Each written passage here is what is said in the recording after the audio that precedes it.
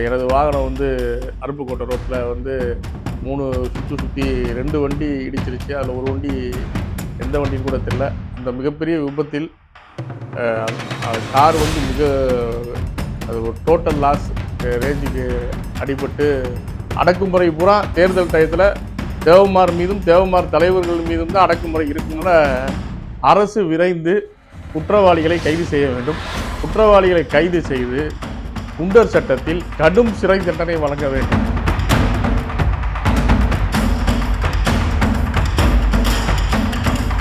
சௌத்ரி தேவர் பேசுகிறேன். கடந்த வாரம் வந்து ஒரு மிகப்பெரிய விபத்து.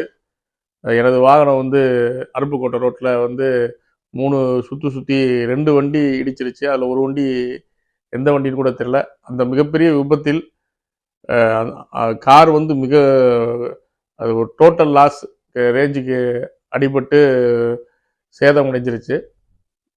தேவர் ஆசியுடன் உண்மையிலே தேவர் பயணங்கள் தான் நான் அதிகமாக பயணிச்சிருக்கேன். அந்த வண்டி கிட்டத்தட்ட 8 வருஷமாக என் கூட இருக்க வண்டி, 2.25 லட்சம் கிலோமீட்டர் பயணித்த வண்டி. அந்த வண்டி வந்து விபத்தில் அடிப்புறம் அந்த வண்டி வாங்கிட்டு என்னை காப்பாற்றிருச்சு. உண்மையிலே வந்து தேவரோட ஆசி தான்.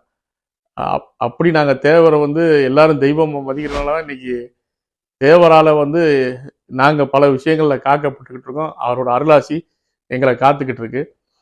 அதில் இன்னைக்கு காலையில் மிகப்பெரிய அதிர்ச்சி செய்தி என்னன்னா,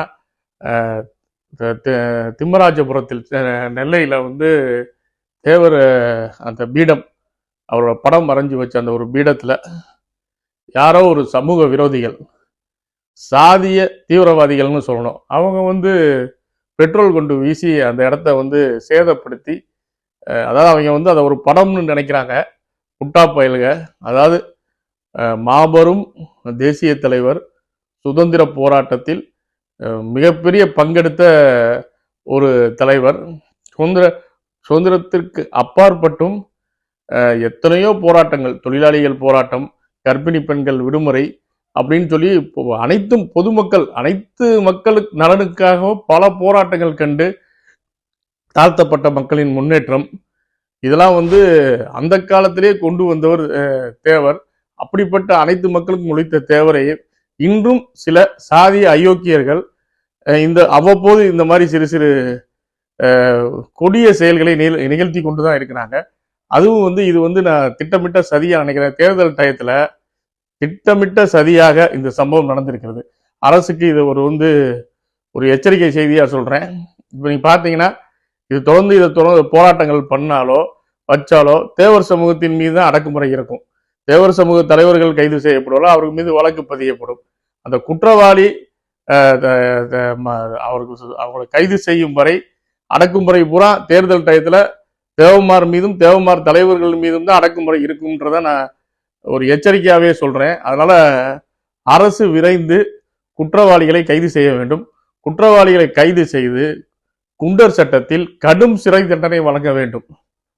அதாவது சட்டத்தை தான் நம்பி இருக்கோம் கடைசி பட்சம்.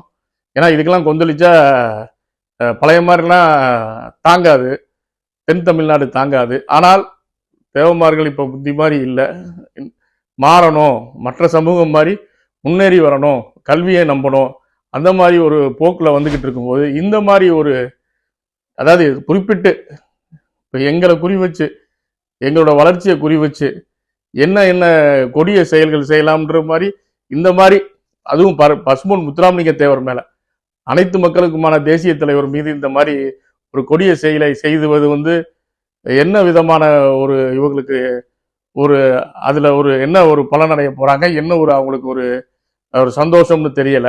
இது மிகப்பெரிய ஒரு கேவலமான செயல். ஒரு தேசிய தலைவரை அவமதிப்பதுன்றது ஒரு தேசத்தை அவமதிப்பது, அதாவது இறையாண்மை. ஏன்னா இன்னைக்கு தெய்வத்துக்கு சமானம். தேச இறையாண்மையை வந்து நீங்க கொச்சப்படுத்துறீங்க. கண்டிப்பான முறையில் இந்த குற்றவாளிகளுக்கு கொடுக்குற கடுமையான தண்டனை இனிமேல், அதுவும் இந்த தேர்தல் டயத்தில் இவ்வளவு துணிஞ்சு செய்யறாங்கன்னா கண்டிப்பான முறையில் அவர்கள் மீது சட்டம் கடுமையான தண்டனை கொடுக்கவில்லை என்றால், சட்டம் கடுமையான நடவடிக்கை எடுக்கவில்லை என்றால், தமிழக அரசுக்கும் தமிழக முதல்வருக்கும் கோரிக்கை வைக்கிறேன்.